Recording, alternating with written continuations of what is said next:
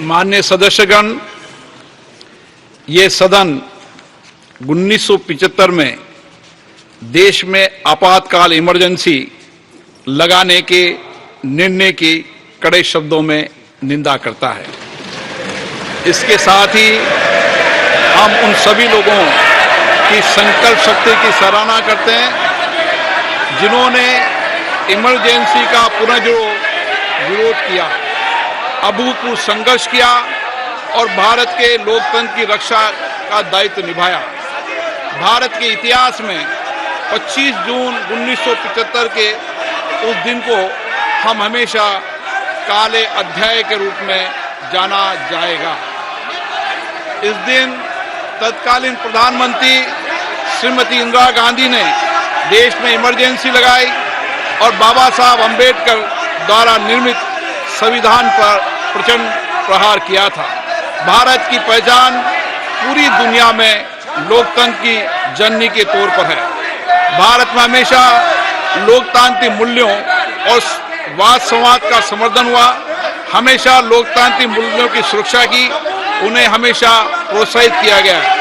ऐसे भारत पर श्रीमती इंदिरा गांधी द्वारा तानाशाही थोप दी गई, भारत के लोकतांत्रिक मूल्यों को कुचला गया और अभिव्यक्ति की आजादी का गला घोटा गया।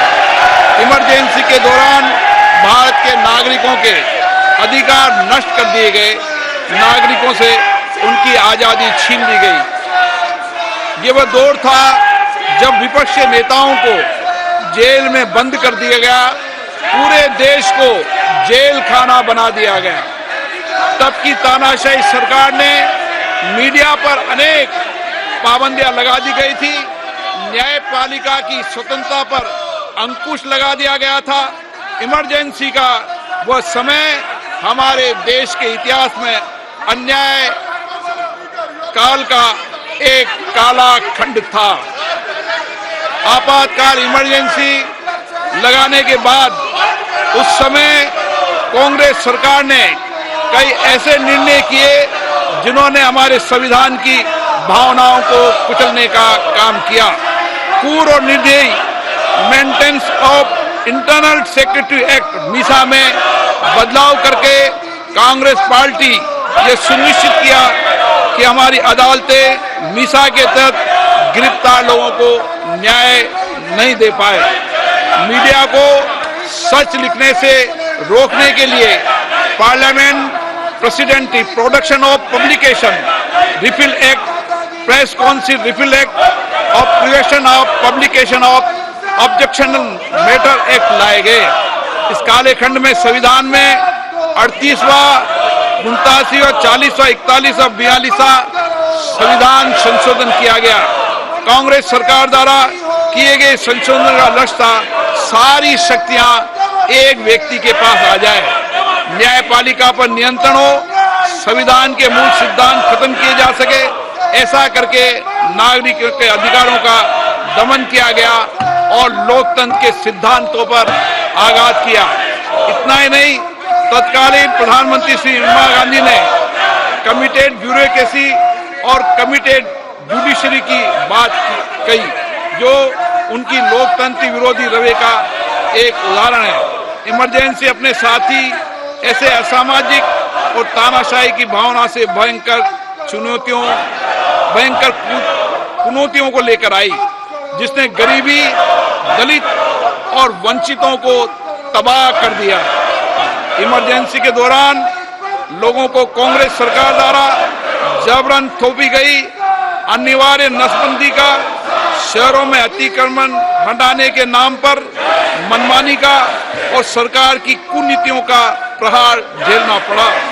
ये सदन उन सभी लोगों के प्रति संवेदना जताना चाहता है। 1975 से 1970 कालाखंड अपने आप में एक ऐसा कालाखंड है जो हमें संविधान के सिद्धांतों, संघीय ढांचे और न्यायिक स्वतंत्रता के महत्व को याद दिलाता है। ये कालखंड हमें याद दिलाता है कैसे उस समय हम सभी पर हमला किया गया, क्योंकि जिनकी रक्षा आवश्यक है।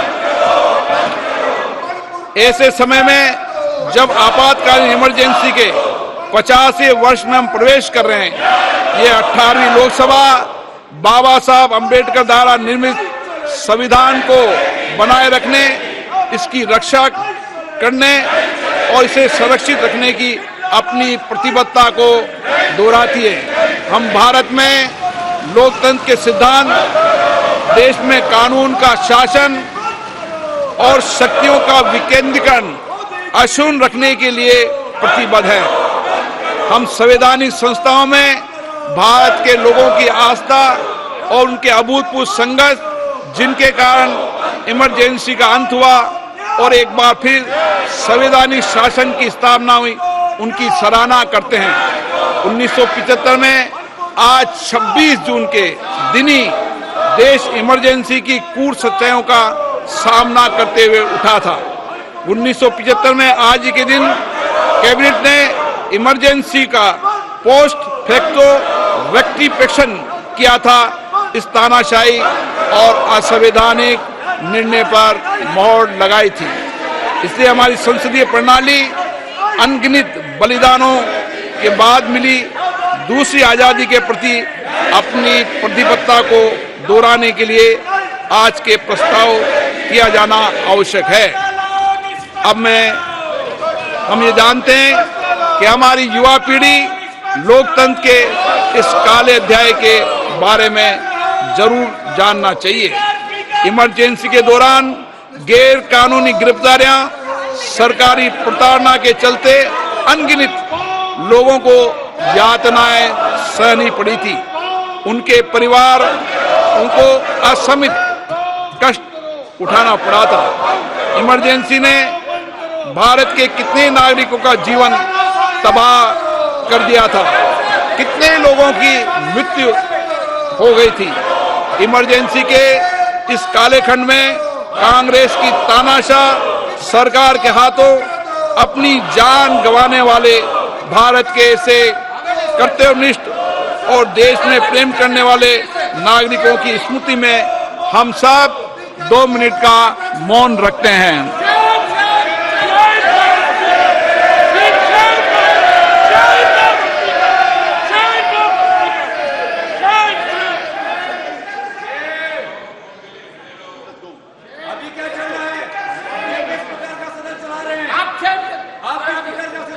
ओम शांति।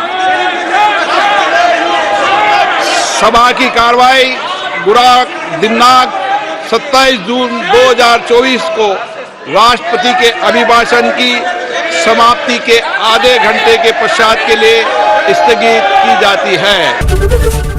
एबीपी माझा, उघडा डोळे बघा नीट।